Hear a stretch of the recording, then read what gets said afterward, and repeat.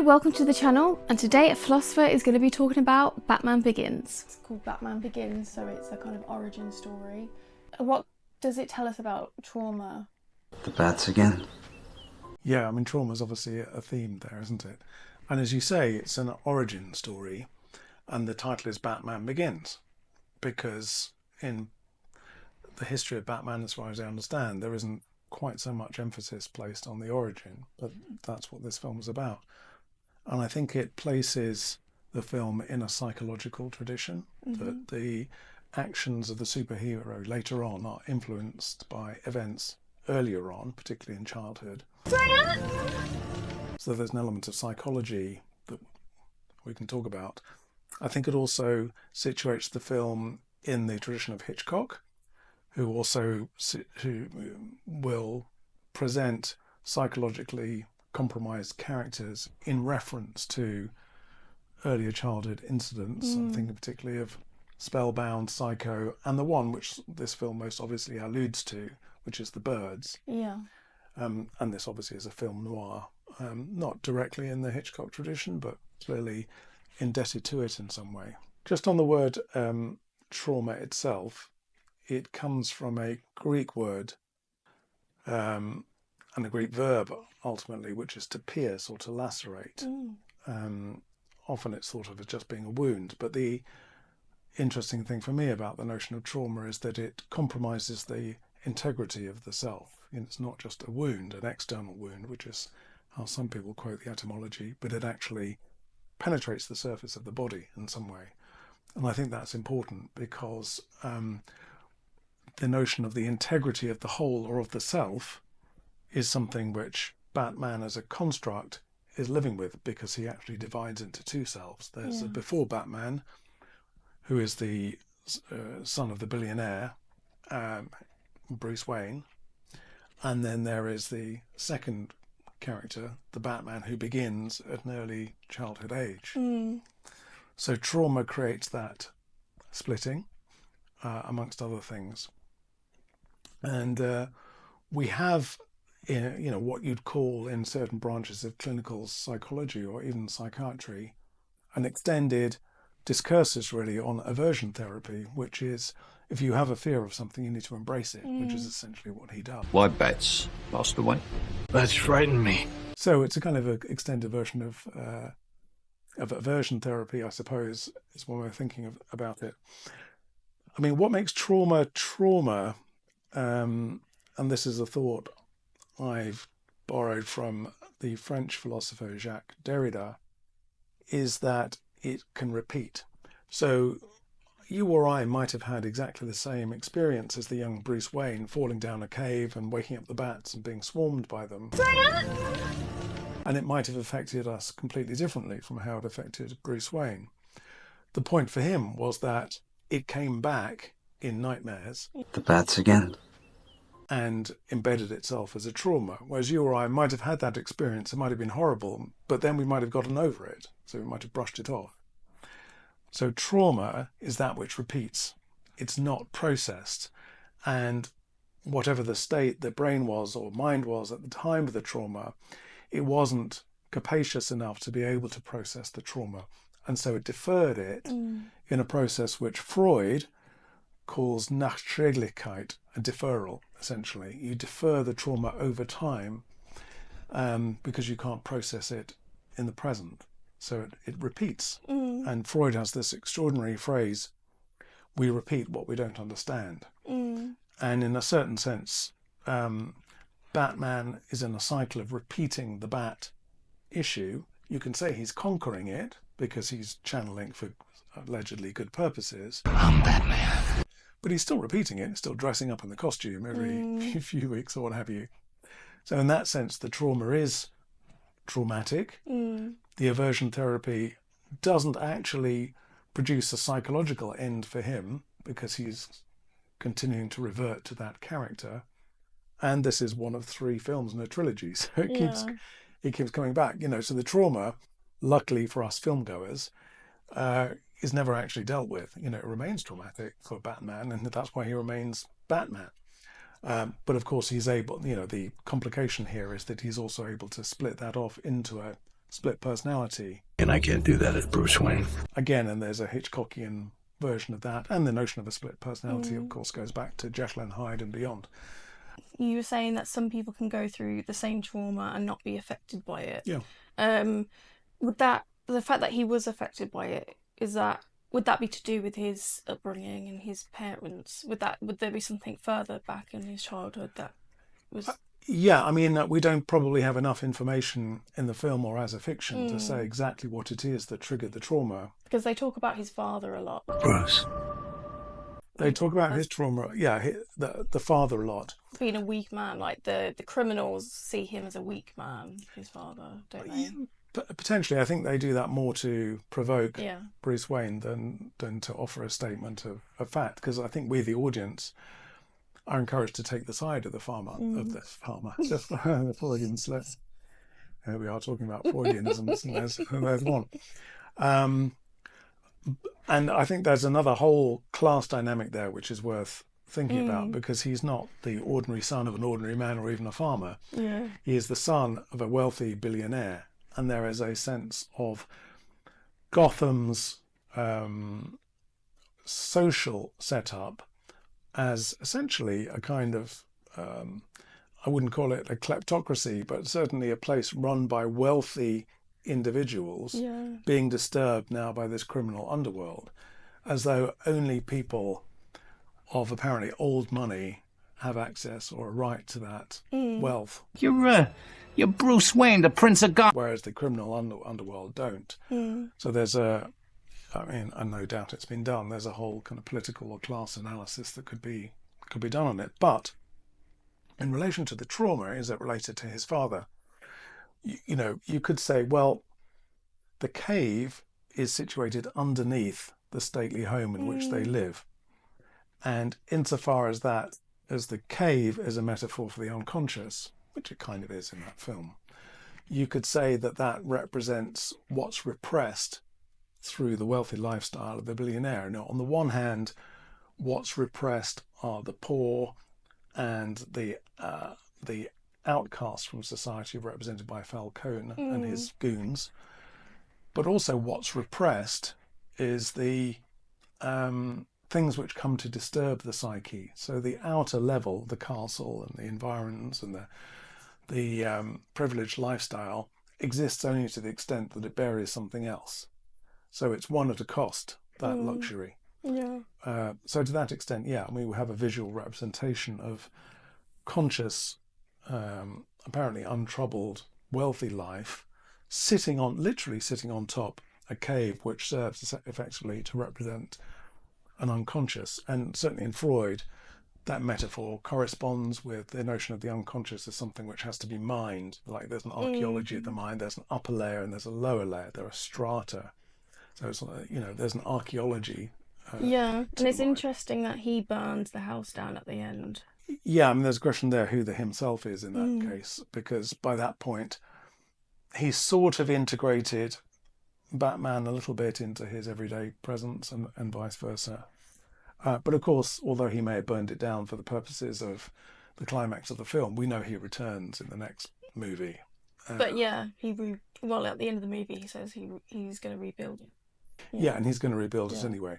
And in a certain sense, it has to be rebuilt, not in order to promote necessarily the luxuries of life and billionaire living, but in order to preserve the energy of the unconscious in the cave so that can be activated and deployed for the fighting of crime in Gotham.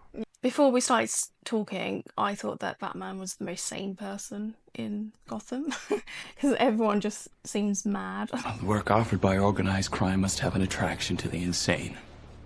But actually, no, he's dressing up as a bat. That is quite mad. Well, if a guy dresses up like a bat, clearly has issues. Well, I mean, if it is a version of aversion therapy, it's mad, but it has its method. There is method in that madness. But then also, he is a caped crusader, and if you think of the comics as the background to this film, it's madness with a view to restoring sanity and good order and civil justice and all of those things which are the manifestations of a good, sensible, sober, rational society. To So it's an unusual form of wild justice. And the word justice and revenge keep coming up.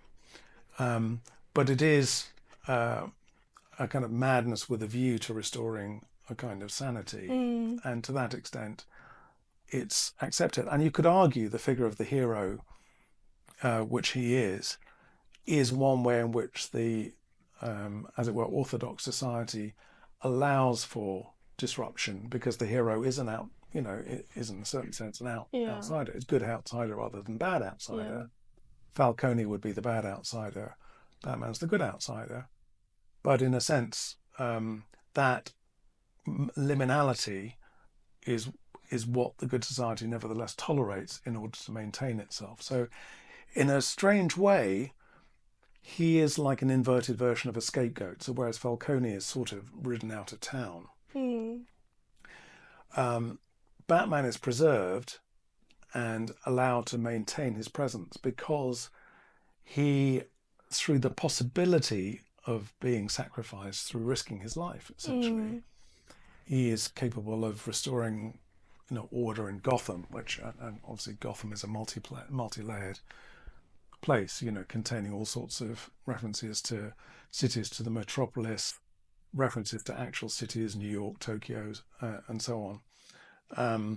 But whatever the city is, it's clearly in a state of decline and needs to be restored in some way for the sake of civic order. The movie was quite scary in part. Like, there was lots of shots of people in fear. What do you think of that? Like the link to Batman as a concept, like the fear? Yeah, I mean, there is a kind of grotesquery, isn't there? And particularly in the mask used by the Doctor to dispense the gas. Crane? No, Scarecrow. But what's interesting about the Batman is that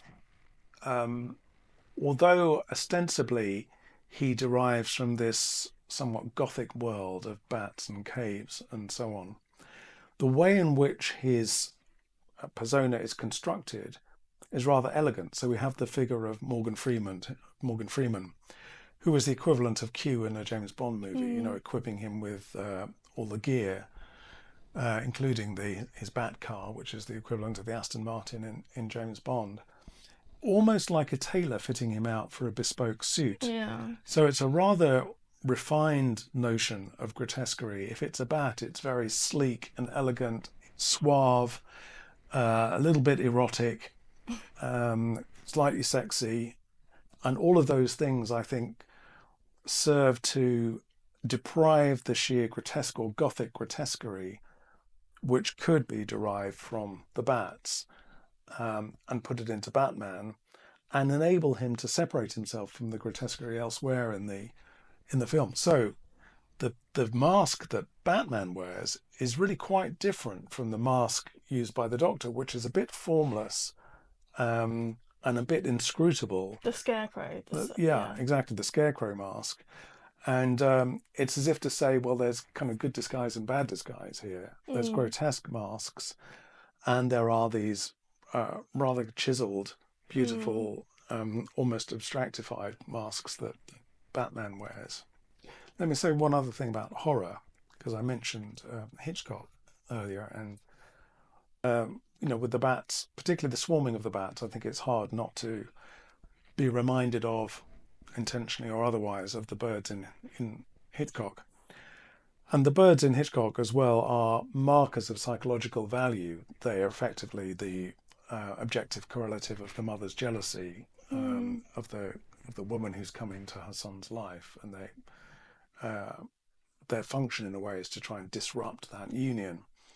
So the bats in Batman Begins are too, highly symbolic, and they're suggestive of forces that can be unleashed from the psyche. What's interesting in this case, though, is that those bats, are deployed as almost like as an army for Batman. So it's what was once scary and difficult for him, he's now, to use the psychoanalytic term, he's now introjected in some way, taken on the inside of him, and managed to master as a resource.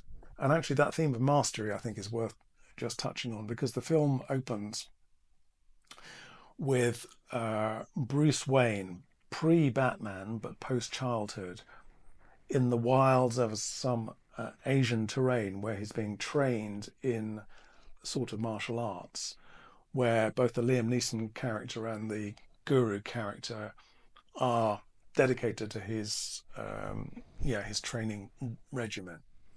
That again speaks to the idea of mastery, not just of an instrument, be it a sword or something like that, as you get, for example, in Kill Bill, which also refers to that kind of Asian martial tradition, semi-Buddhist tradition, I suppose, as well. But also to the Stoic notion that by mastering the emotions and mastering these weapons, you can convert them to good, and they're not just used in barbaric ways that the Falcones might do. So it's quite interesting when you see him with a gun and being reticent about using the gun, because the gun, I think, is connoted with easy forms of rather unbridled self-expression rather than controlled channeling of righteous justice. Yeah, and the guy that killed his parents killed them with a gun. Exactly. Yeah, and the gun is a marker of a sort of street, almost like slang. It's like a sort of the slang of violence. It's cheap and easy. Yeah. It's not won through hard years of military or semi-religious study, and it's not grafted out of these extraordinary hyper-technical materials that the Q Morgan Freeman figure generates from this sort of military intelligence surplus stock that he's got down in his own kind of basement. There was a scene at the beginning with his parents. They were on a train, and he was talking about. Did you build this train, Dad? And I think he asks him, "Oh, who runs the company?" And his dad says, "Well, I'd leave that to better men who know." I'm just thinking of Succession, how the family, they want to be so involved in the company, even though they're not the best person for the job. And that's something that Bruce Wayne continues. He doesn't take control of the company. Well, I think you're right, because ultimately he does, of course, install Morgan Freeman as basically his proxy or stooge at the end. So he retains ownership, and the company effectively isn't taken public. It's retained within the line. Yeah.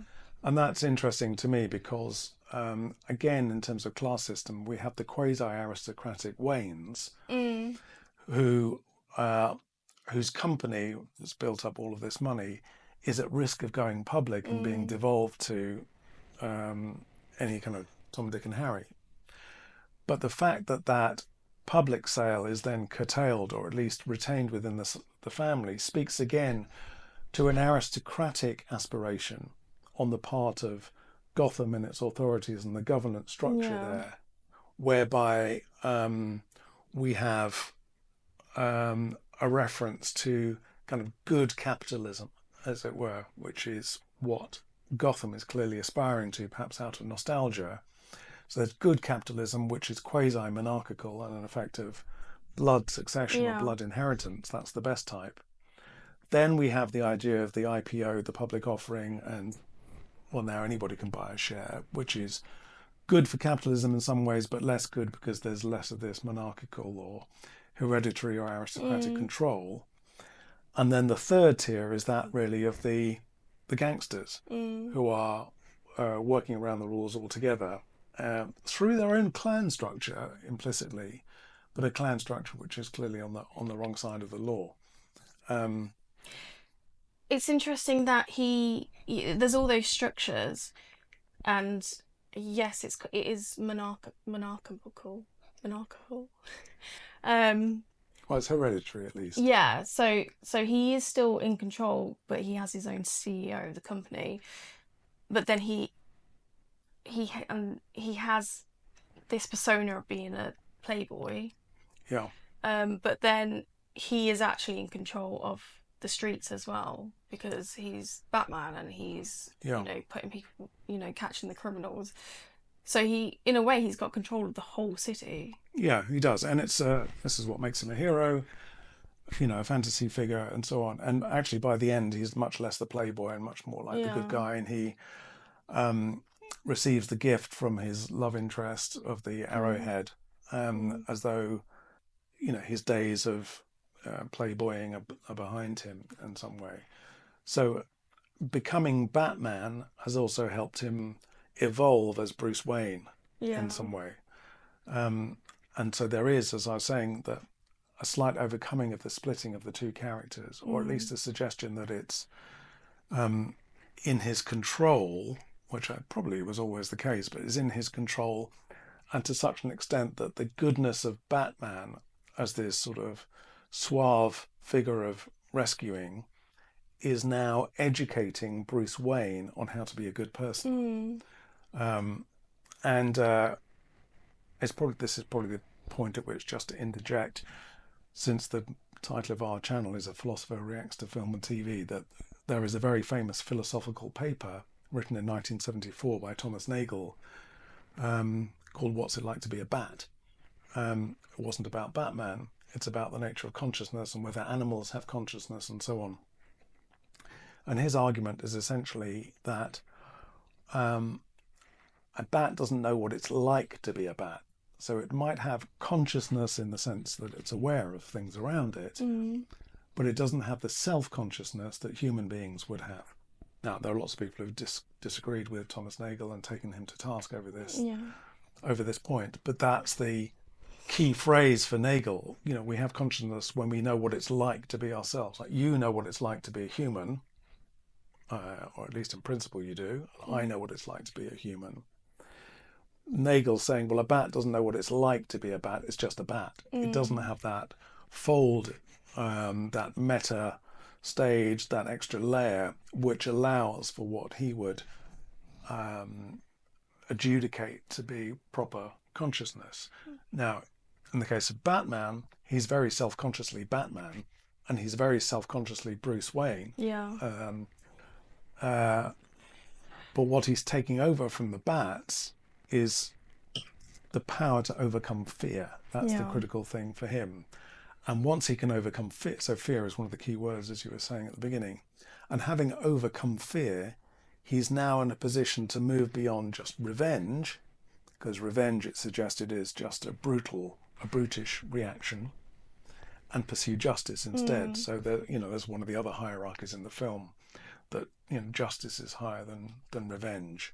And it's important that as a vigilante, he's seen not simply to be avenging the death of his parents, but to be saving Gotham City. Yeah. Even though, in effect, his mode of saving Gotham City is to restore the kind of capitalist line of succession, as you were implying a moment ago. If you like this discussion, you might want to join my masterclass on how to argue like a philosopher. Please look online for details. Thank you for watching. Please subscribe and do all the good things like and comment. Thank you.